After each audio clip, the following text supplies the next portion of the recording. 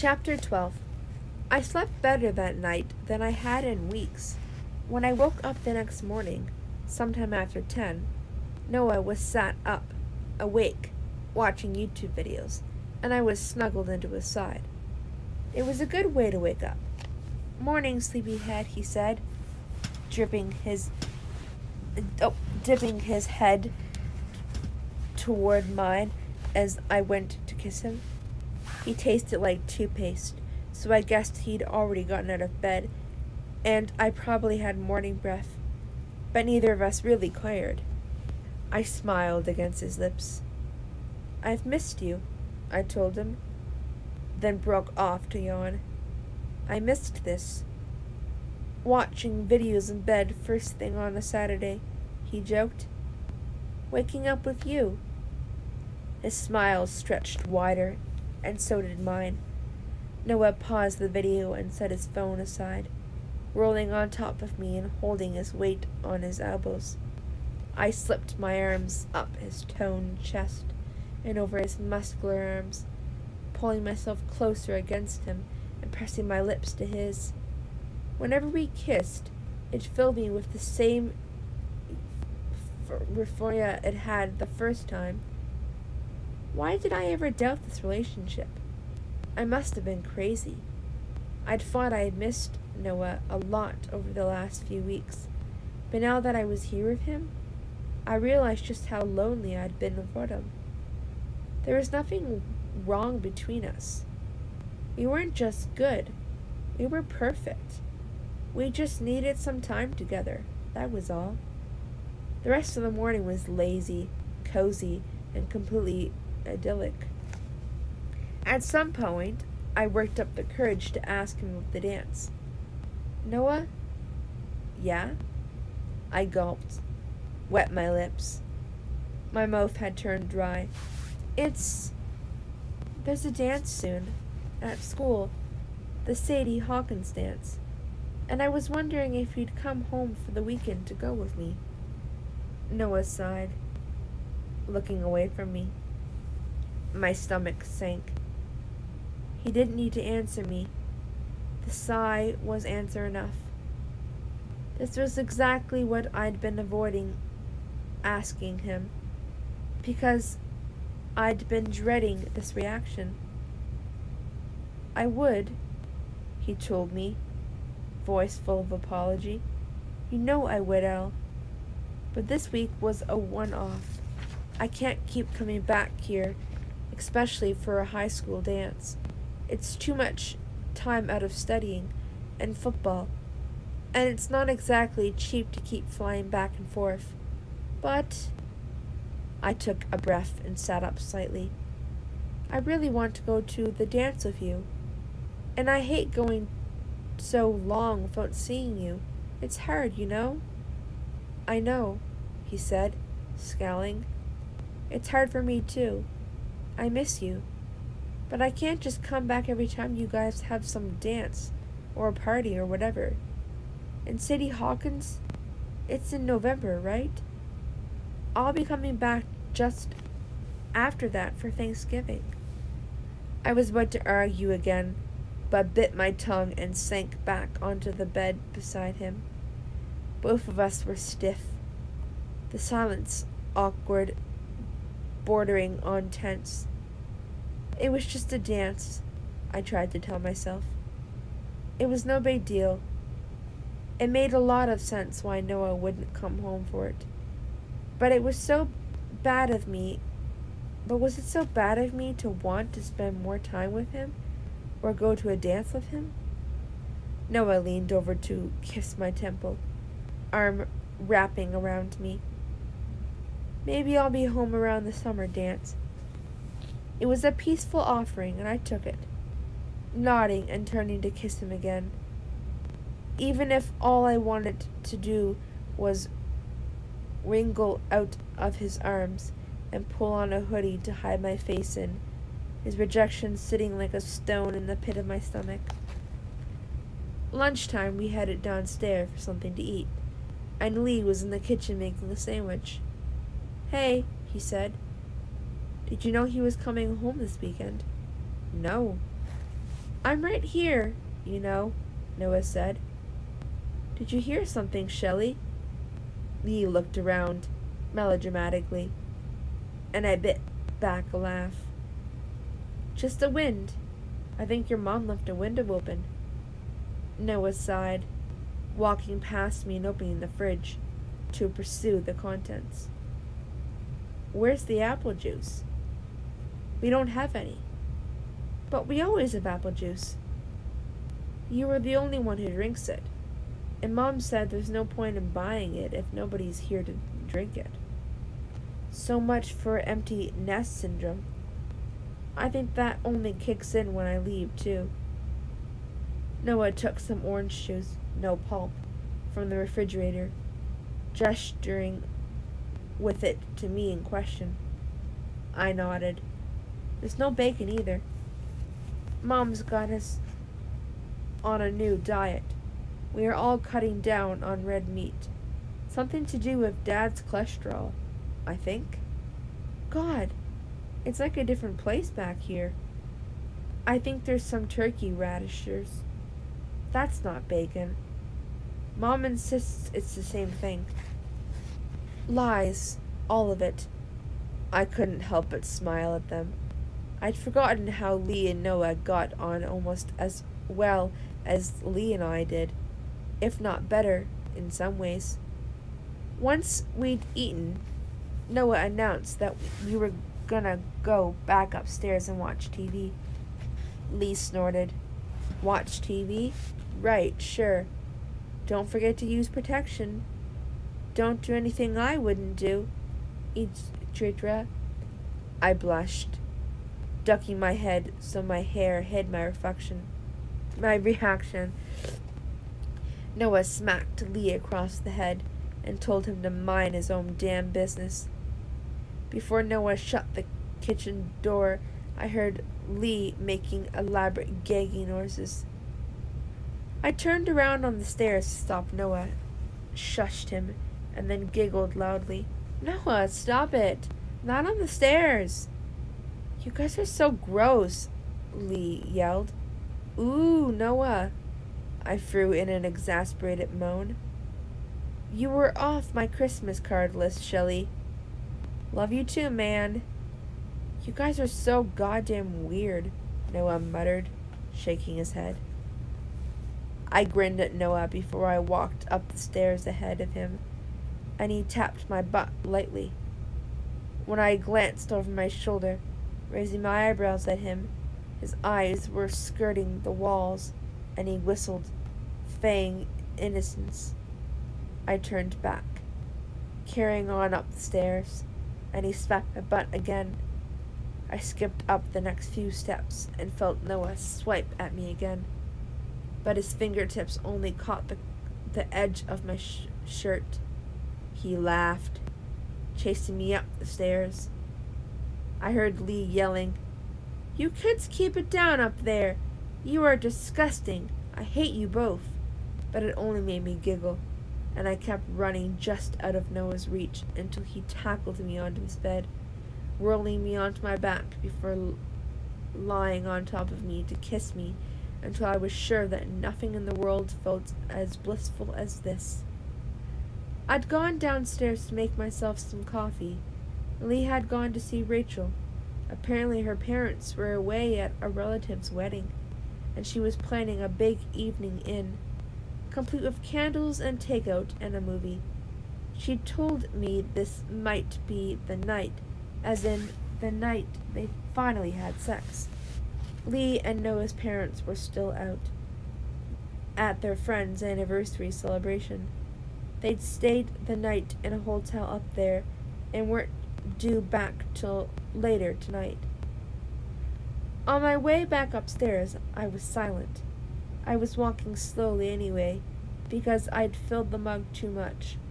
But since I was barefoot on their carpet floors, Noah didn't hear me coming. And maybe that was a good thing in hindsight. Or not. I could hear Noah's voice drifting out into the hallway, low and tense. His door was cracked open, and I paused just outside, listening.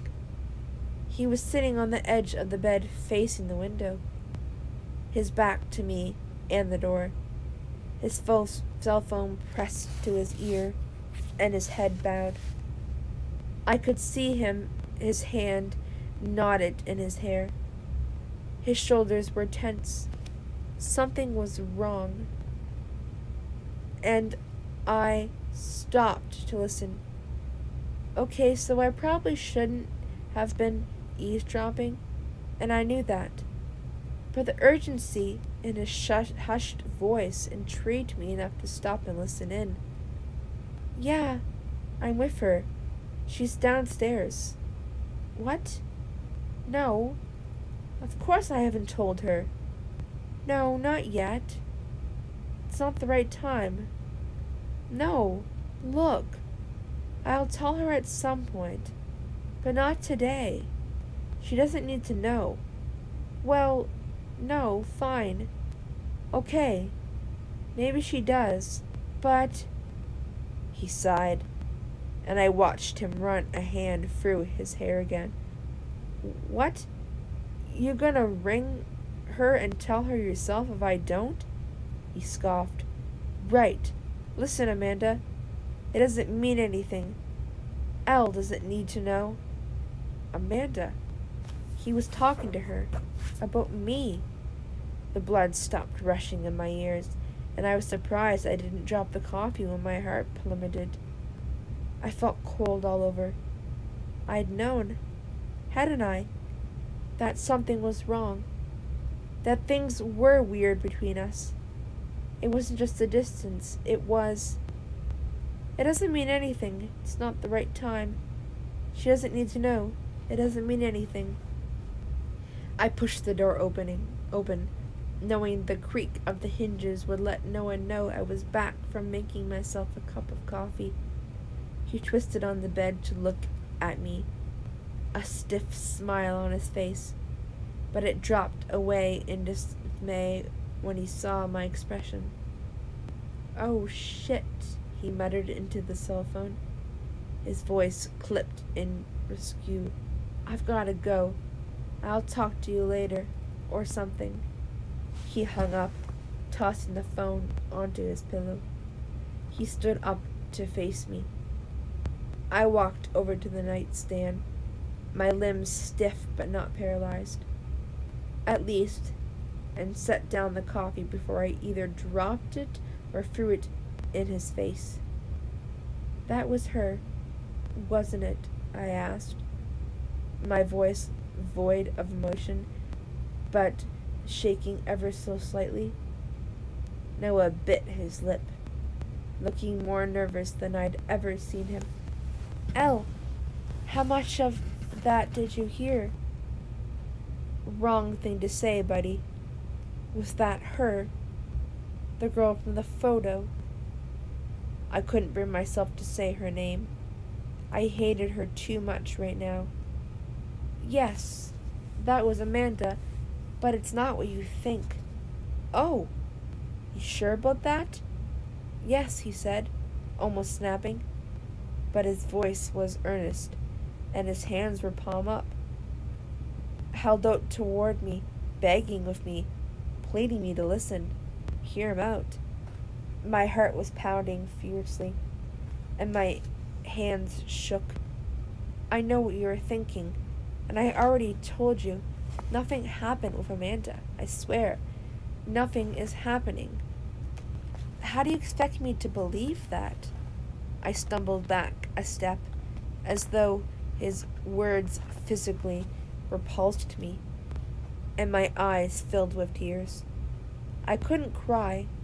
Not right now. I blinked, so hard that I saw stars against my eyelids, to clear the tears away.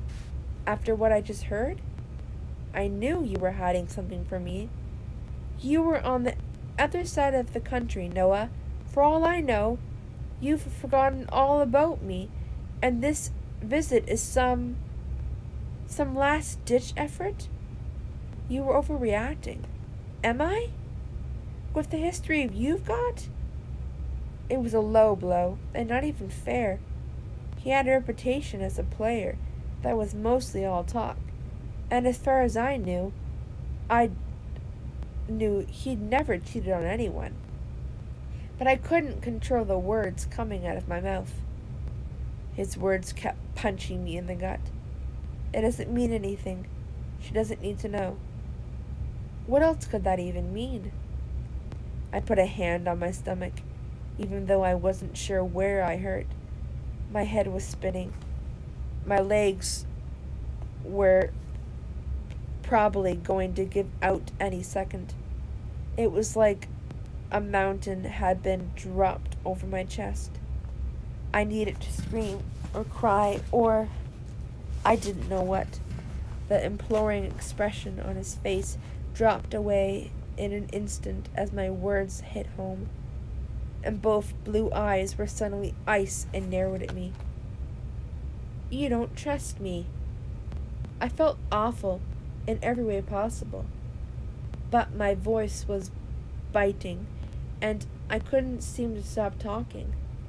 I was destroying everything, and some voice in the back of my mind begged me to stop. But weeks of nervousness and strain bubbled to the surface, taking over. Like you were any better. You get jealous every time I mention that I'm hanging out with Levi. Just the two of us. I know you do. Is it one rule for you and another for me? Like I'm not allowed to be cagey about hearing a conversation like that with some bitch you... Amanda's not a bitch.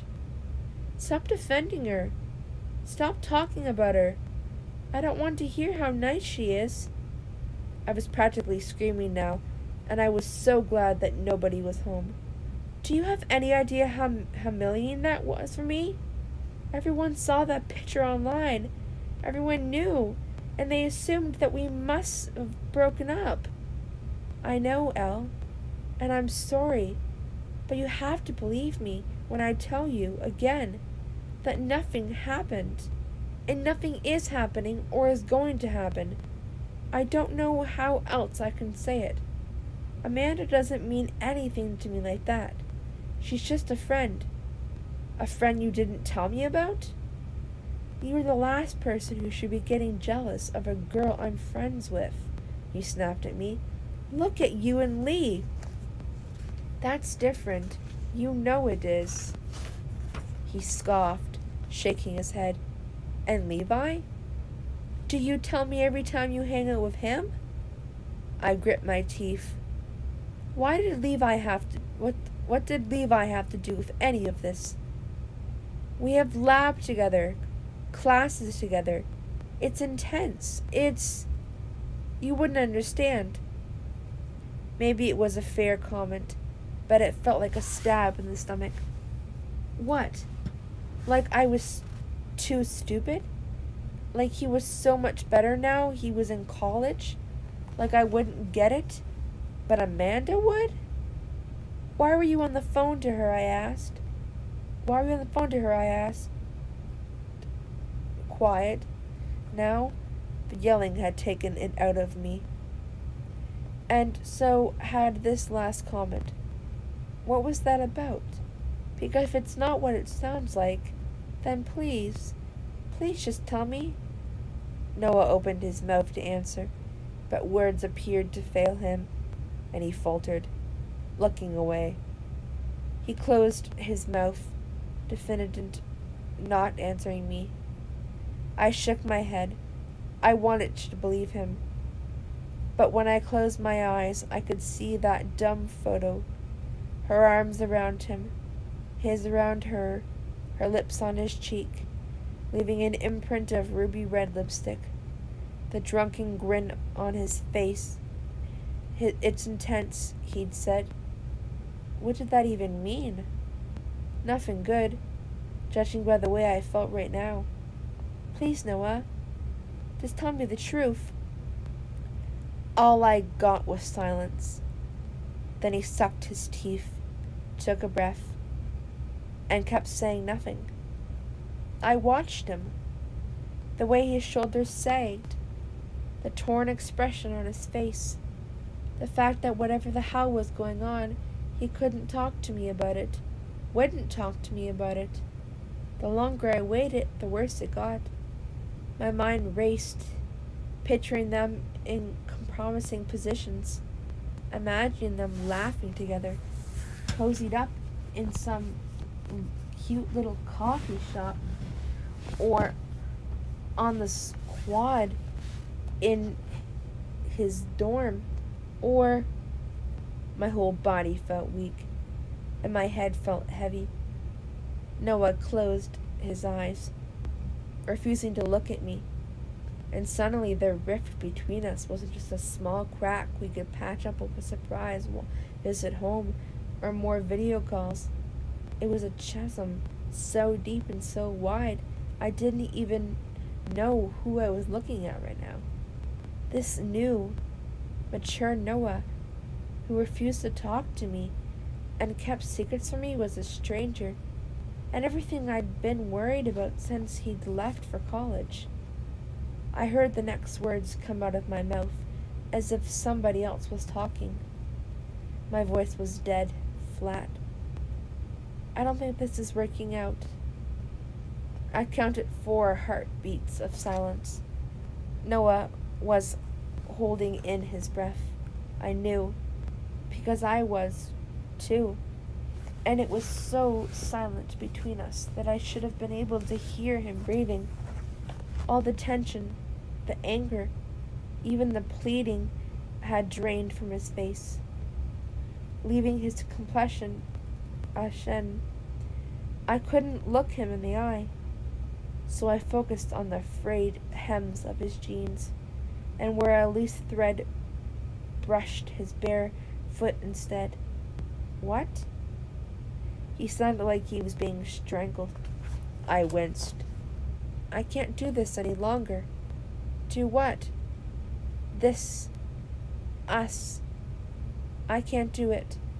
I hate being away from you all the time, and I hate knowing that you were at college with all these other girls, smarter, prettier girls who are probably throwing themselves at you, and I just...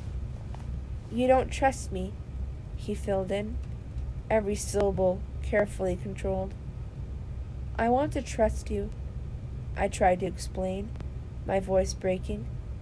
But if you can't tell me the truth about whatever's going on, what kind of relationship is this? I can't deal with it anymore, and neither of us should. Should we be tied down to something that's just dead weight? So what? What are you saying? I drew in a breath to try and steady myself, and dragged my eyes up to meet his, trying to ignore the fact that they were glistening and that his face was utterly disconsolate. Another sad word of Lee's. Lee, shit.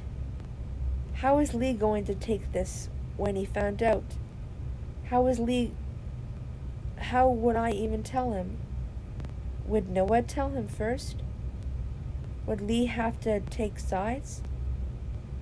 Would I make him do that?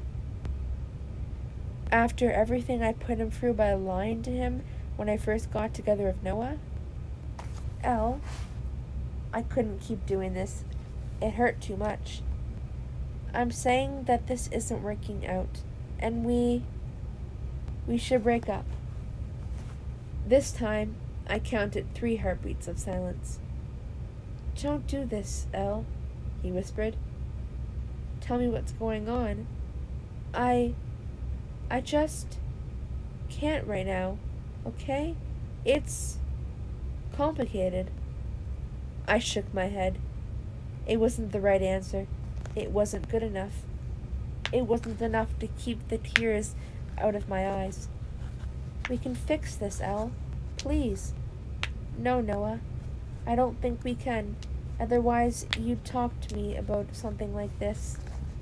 He strode around the bed toward me, and I moved back. If he held me right now, I'd want to forget about it. I'd want to forgive him, and I knew that was the wrong thing. I fixed my eyes back on his feet, watching the way he shifted his weight from one foot to the other, before pressing down his toes firmly as he stood up straighter. What other choice did I have? This was getting to be too painful. And better I got out now before he realized there were girls at college much more worth his time than me, right? He was clearly moving on with his life, and I was just one more string tying him down to his old life he didn't need or want anymore. And from the sound of things, he had already had something going on with that girl. And whatever was going on, he obviously didn't trust me enough to tell me. "I'm sorry," he murmured, and something inside me shattered. My breath caught in my throat, and if I thought this was painful before, it was nothing compared to the sharp ache that spread through me now, the needles pressing into my skin and making me feel numb on the outside. And now, when I was prepared to fight more tears down before getting out of here, none came. I simply stood there, my jaw a little slack, and my limbs too numb and leading to run away. Neither of us moved for a moment, until I couldn't bear to look at him any longer. "I should get going," I mumbled, picking up my sweater and purse from the bed, throwing it in the book I'd been reading earlier that I'd left on the nightstand, and my cell phone. I ducked my head as low as I could, my hair acting as a curtain to block out Noah. He made no move to follow me out, even just to walk me to the door. I hesitated in his doorway, though. Should I say something? Even just a goodbye? See you around? My mouth hung open for a few seconds, and I stole a glance over my shoulder. Noah had turned his back to me now, and I could see the muscles pulled taut in his back and arms, wrought with tension. His hands balled into fists for a second before hanging limp at his sides. So I left, without saying anything. It was only when I got in my car that the finality of what I'd just done hit me. We'd broken up. I'd broken up with him. Everything outside blurred. I automatically put the wipers on, only to realize that I was crying, and it wasn't rain. I didn't want to risk Noah seeing me sitting in my car, bawling my eyes out. So I threw the car into gear and tore down the drive with jerky movements as I fumbled with the clutch. I was trembling all over, so I punched the heat on, but it didn't do any good. I was crying too much and too hard to concentrate on driving, even just a short distance home. So I turned down the nearest side street and stalled to a stop, killing the engine. I collapsed forward onto the steering wheel and let loose the tears.